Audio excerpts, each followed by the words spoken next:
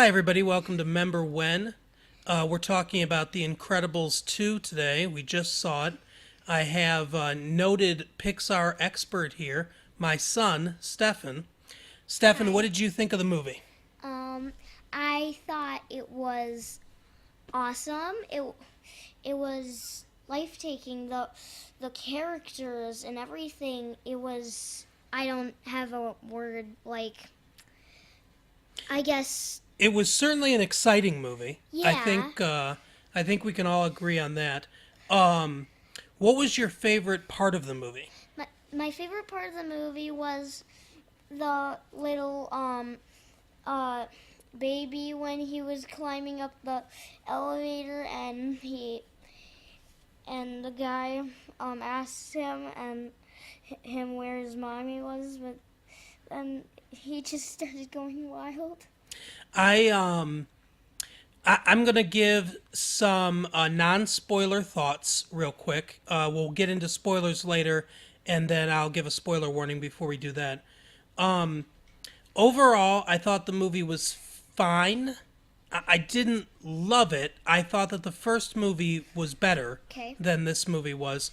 Um, One of the problems that I think the movie had was pacing issues. I thought it was a little uneven pacing wise. The beginning is sort of exciting, and then we get into a lot of kind of not totally dull, but there's not a lot of action. There's not a ton that's going on in sort of the middle of the movie. It ramps up again at the end, but I didn't really feel a build. Stefan, were there any parts of the movie that you were kind of bored with?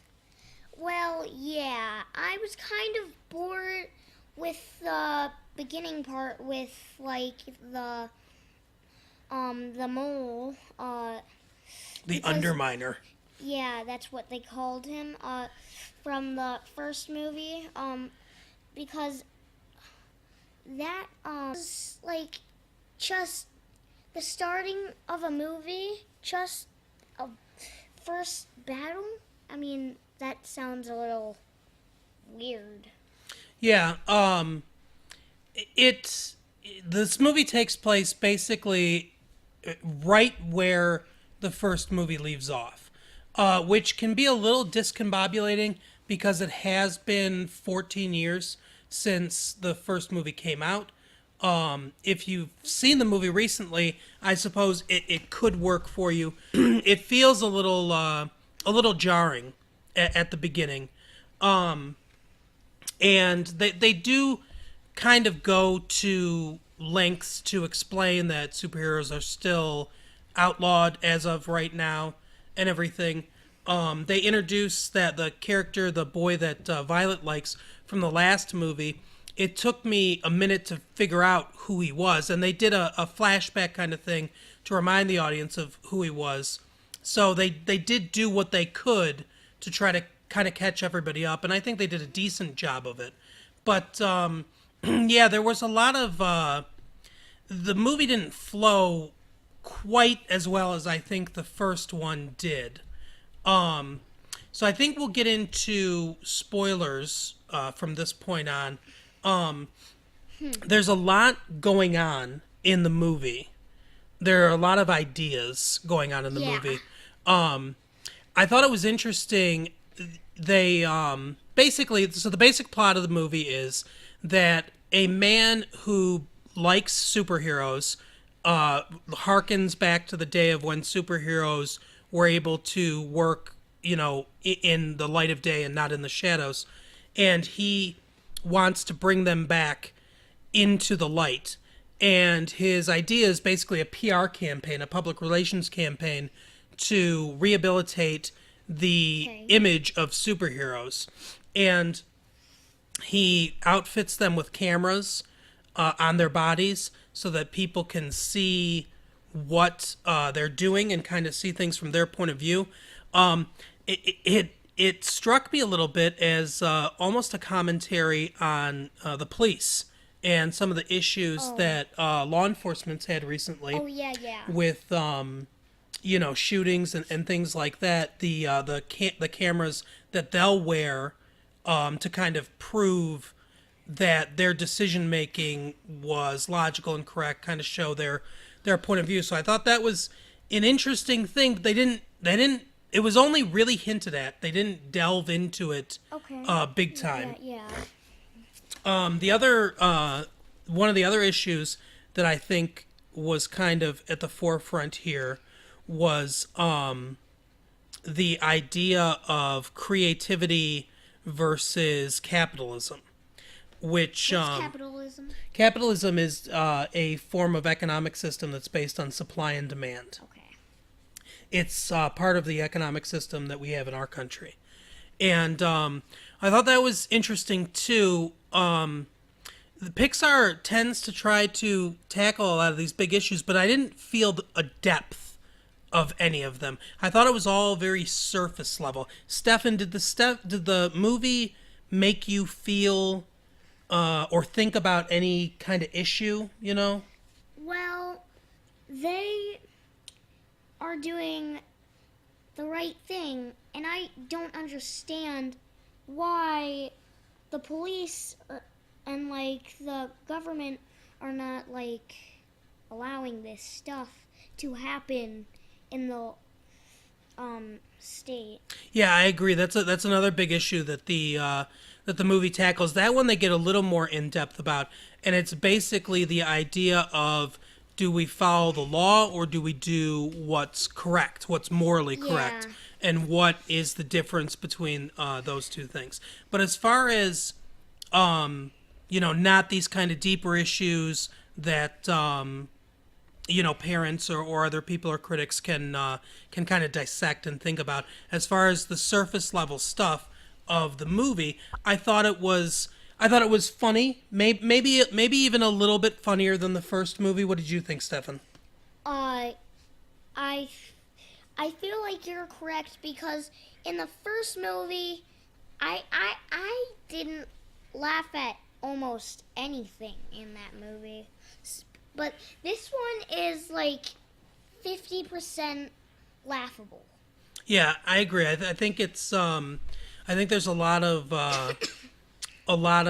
jokes in the movie, and they definitely ramp up the humor a lot. Um, One thing I was a little concerned about was the audience, and there wasn't an audience like in the other like movie, and that's when I got a little confused about that. yeah, that well, what do you mean by the audience exactly? Well, like the people that were like laughing and stuff. Right. Like that's like new. Okay, so yeah, so I think what you're saying is that it seemed like the audience maybe wasn't connecting quite as well with the humor as they could have been. Does that seem accurate? Yeah, I kind of got a little bit of that too. When that fashion designer came in, what's her name? Edna Mood or Mode, something like that. Yeah. There was a lot of giggling just at her existence on the screen, and her parts were funny, for sure. I know that part is voiced by Brad Bird, the director. But yeah, I liked the movie. It was a fine movie, but I certainly wouldn't put it in the pantheon of like a Toy Story 3 or a Finding Nemo. Pixar has had some problems with sequels at times. There are some times that they do pretty good. Like Toy Story 2 is a good movie. Toy Story 3 is an excellent movie. And then there are other movies like Cars 2, Cars 3, which I didn't love as much. I thought Finding Dory was fine, but not necessarily as good as Finding Nemo. And I think, unfortunately, The Incredibles kind of falls into this category of where it's a good movie, but it's certainly not to the level that Pixar can get. Stefan, what where would you put this? Do you think in the ranking of Pixar movies? Would you put this towards the bottom? Would you put it towards the middle, or would you put it in kind of like your top five? Well, it's pretty good. Like, I would. So I'd say I'd put it like somewhere in between the top five in the middle. Okay, I think stuff. that's pretty fair. Um, probably like a seven or an eight kind of rating. Yeah. I think that's pretty fair. What do you think your favorite Pixar movie is? There's a lot to choose from. You've got the original Oh. Toy Story, Finding Nemo, Toy Oh. Story 3, Inside Out, Eesh. Monsters Inc., Wall-E. Well, there's two that I can't decide about. Okay. Inside Out and Monsters Inc. Yeah, Inside Out is one of my favorites too. Um, but getting back to The Incredibles 2. Um, so yeah, it had some pacing issues. I think tonally it was fine. The tone was pretty consistent throughout the movie. Wait, They did- do, yeah, Did you just say tonally? tonally. The tone of a movie is kind of how it makes you feel. So, for instance, comedies have a funny tone or a comedic tone. Horror movies kind of have like a creepy tone. Yeah. You rarely find, let's say a movie's going to be a comedy, right? You rarely find a comedy movie that begins with, say, like a brutal murder. Because that would be something that Yeah. that would tonally fit Yeah, into like, a horror movie yeah, or because- like a drama, but not into a comedy. Yeah, because like, okay, 2 million people died by one person. Oh no.